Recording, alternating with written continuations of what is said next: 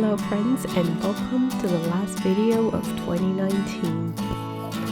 Today we're going to be painting fireworks in the night sky, and I'm also going to be addressing one of the questions that beginner watercolors posed, and that is, how do you simplify shapes? How do you look at a night sky scene and you decide what to take out, what to put on the paper? There's too many things happening, right? So when I look at a scene, I decide what is lighter and what is darker and what is in between. I don't concern myself so much with the colors and also with the shape, like the details of the shape, just overall shape. So fireworks are going to be light and the sky is going to be dark. The center of the firework, usually it's more bright, and then comes a layer that is darker, and then the edges are very, very bright as well. So I'm using here a wet on wet work, and in the center I'm gonna be using the lightest colors, which are a cadmium yellow and some orange that I have from Schminke.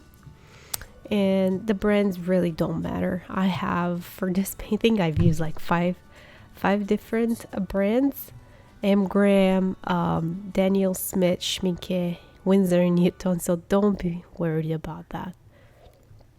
As long as you don't have a student grade, you should be fine. So here I'm adding pretty much all the colors that I liked, and they're very bright.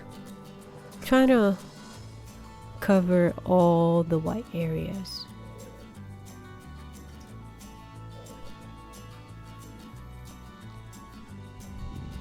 Now once I'm done with that, I will use the hair dryer to make sure everything is completely dry. And now it's the moment to decide what is the lightest area in the painting. Whatever I want to keep this color that you are seeing on the paper right now, I'm masking.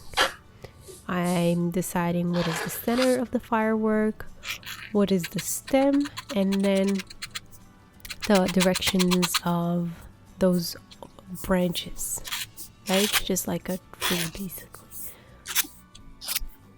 So the fireworks that are gonna have the trajectory upwards, they're gonna fall faster. So you'll see I'm doing that. And then the ones that are at the bottom, they're more like they're flowing in a almost like a straight line, right?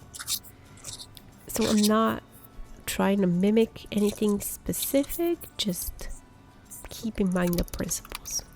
Since I want to do this city at the bottom, I'm adding some dots, which are gonna be lights of the apartments.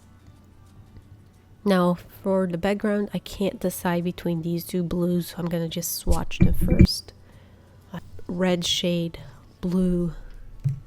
It's called Winsor Blue Red Shade from Winsor & Newton, and I have cobalt blue from Daniel Smith. I don't use Daniel Smith too much, so I think I'm gonna add it here more to take advantage of this opportunity. So now the paper is again very dry. You have to wait for the masking fluid to be completely dry. I'm adding a darker, a more intense value on the edges, and then I'm adding more and more water just by wiping the paint from the brush on a rag. Now I'm adding more water to the center, and you can add more or less, however you decide you like it more. You can even add everywhere the darkness of the sky, and then you'll have more hard edges, and it'll look like your painting has been worked on dry a lot, which is not bad. It's just personal preference.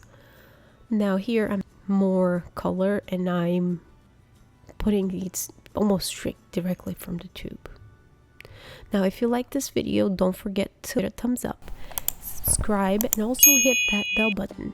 That bell button will notify you every time a new video gets released, and you'll find out what's new.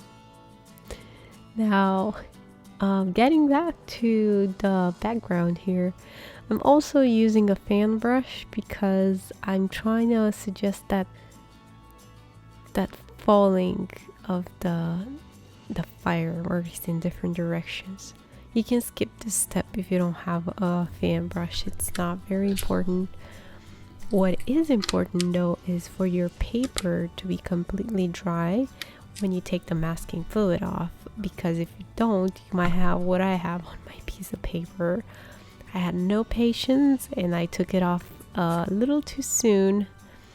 So like some pieces of paper are more kind of coming apart, so you don't want that.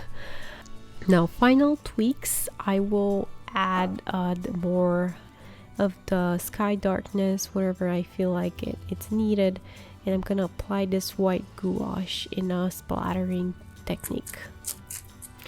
This is gonna suggest the snow.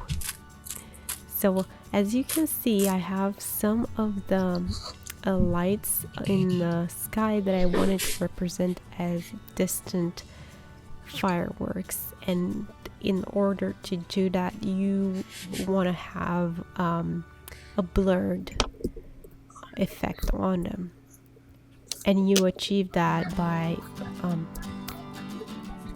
brushing it with hard brush. Basically, you see that dot on the right lower side, that is